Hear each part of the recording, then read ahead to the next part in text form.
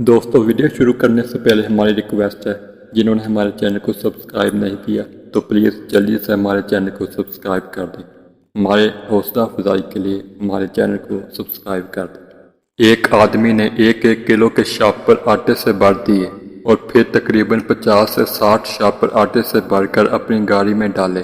بیگم نے پوچھا کہ یہ سب کیا ہے؟ اگر آپ نے کسی کو آٹا دینا ہی ہے تو کچھ زیادہ دے دیں، کم از کم آٹے کا تھیلا تو ہونا چاہیے۔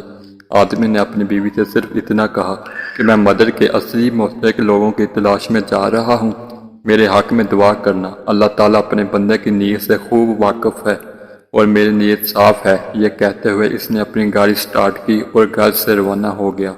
اس نے اپنی گاڑی شہر کے ایک ایسے علاقے میں کھڑی کر دی جو کچے مکانوں پر مشتمل تھا۔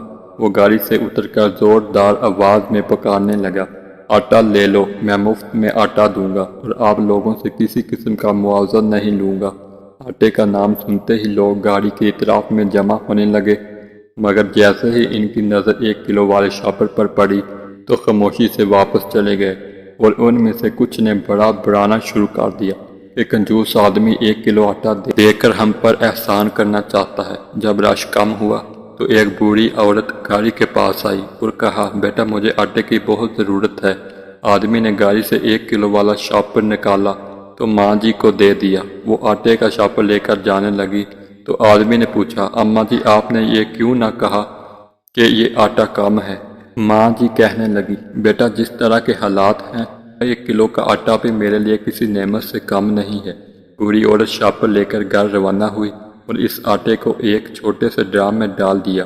شام کو وہ آٹا گوندنے لگی تو دیکھ کر حیران ہوئی کہ اس آٹے میں 5-5 ہزار کے 6 نوٹ تھے۔ اس نے آٹے میں سے پیسے نکالے اور خدا کا شکر ادا کیا، اور ساتھ ساتھ اس نوجوان کو بھی دعا دی جس نے حق حقدار تک پہنچانے کا ایک اچھا طریقہ استعمال کیا۔